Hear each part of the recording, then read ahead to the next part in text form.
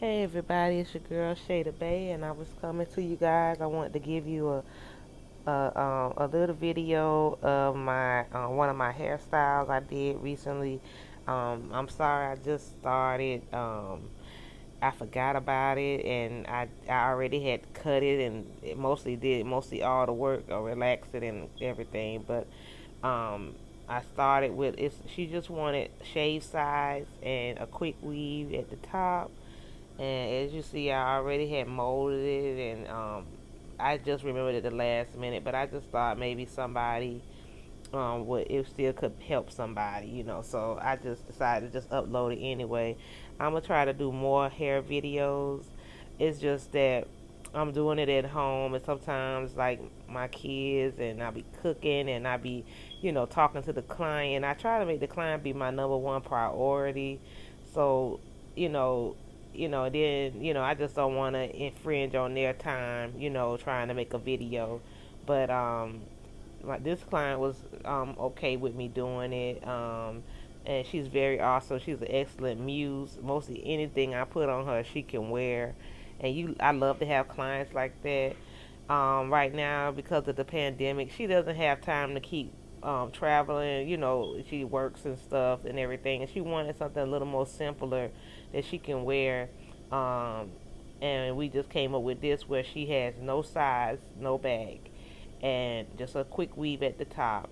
And what I did was, I think most of us that's watching these weave videos, we all know how to, um, you know, do the um, do the cap method, where you mold the hair down and then you put the liquid protectant on it after once you mold it and dry the hair. You put the liquid protectant on it while it's dry, and then you put the you put the liquid protectant on it while the hair is dry. You don't want to put it on wet hair. You once the hair has firmly hold from the mold, then you put the liquid protectant, and then you put the cap on, and then you brush the cap down into the liquid protectant, and you let it dry. Put them under the dry and let it dry. It should have a very firm hold. And then what some people do, which I did as well, I put a little glue around. Once it was dry, I put a little glue around the edges so the cap won't lift. Because sometimes the cap will lift. Some people stitch it down. Some people put a little glue. But since I know my hair is already protected by the glue, by the glue protectant, I put a little glue. And what I'm doing is using my razor to cut it off. I like to use a razor better than shears. Sometimes with shears you can nip the client. Find that I get a closer cut.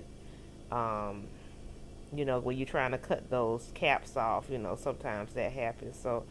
Um, so what I'm gonna do basically with her is what I'm doing now. I'm just looking at the hair because this is my first time using that hair. She bought some like wavy kind of hair.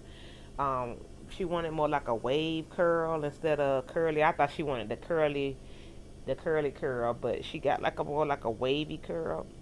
It was pretty soft hair, but I just went on and used it because we didn't have no other choice. It was evening time, and she had already bought it, and that she said that's the texture that she wanted. So, I let my clients get they like their hair a certain texture. I was thinking more curly, kinky. She was like, girl, I want more of a wavy look. I said okay.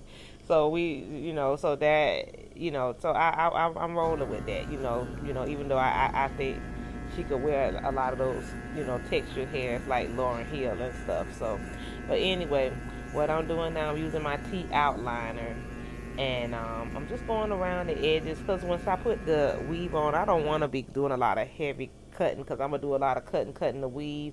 I want once I finish my cut and style for the hairstyle to be over with. I don't want to be trying to cut and to each his own, and however you decide to do it, that's fine.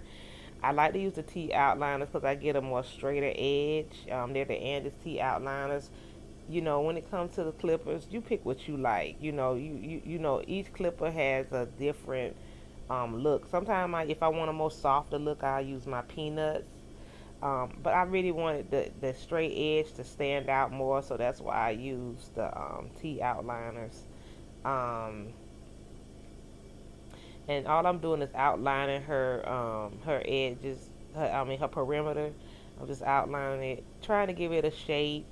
A lot of times in the neckline, a lot of clients don't have a shape. You got some that might have a V, some might have a W, some might have like a M, and some might just not have a shape at all. Like it could just be hair coming from the top to the bottom, just straight block. So with them, I want to look at their neckline and try to find something more appeasing, more especially for women. You don't want to just block them off. You just want to either round it or give it a V shape, and your client will like it because it gives them a more feminine look. I usually get crazy. Sometimes I play different. I play with different edges and stuff like that. But this time I just wanted to just kind of give her still like a slightly squared edge. I did give her like a squared edge, but just kind of higher and not so low, and it caused you to go up in the hairline a little more, and that's okay. You're shaping it, you creating it, so that's okay. You just, long as you ain't doing too much in the front, where it's no point of return. But sometimes you can go crazy in the back too. You don't want to go too high because that's another reason.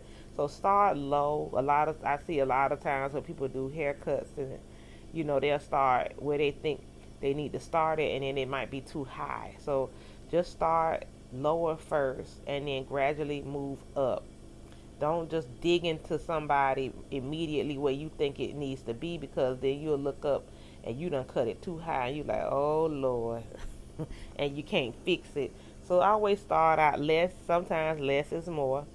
And just, this is something that you just want to take your time and do. You don't want to rush with those clippers. You don't want to just rush over their hair.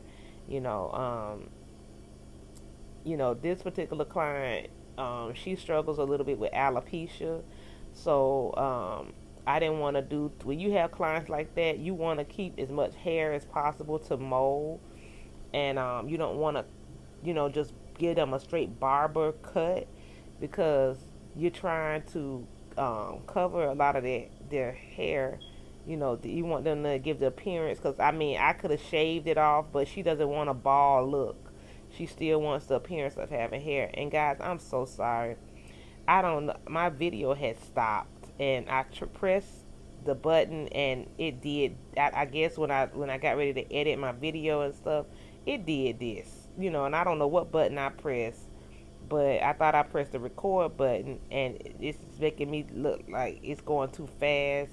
But what I did was I razored the back of her neckline. I really wanted you guys to see that, but it's okay. I'm gonna do another video because she loves this style and she actually wants it done again. Um, so we're gonna do it again because I really wanted you guys to see that. And but since I made the video, I just decided just to go follow through with it.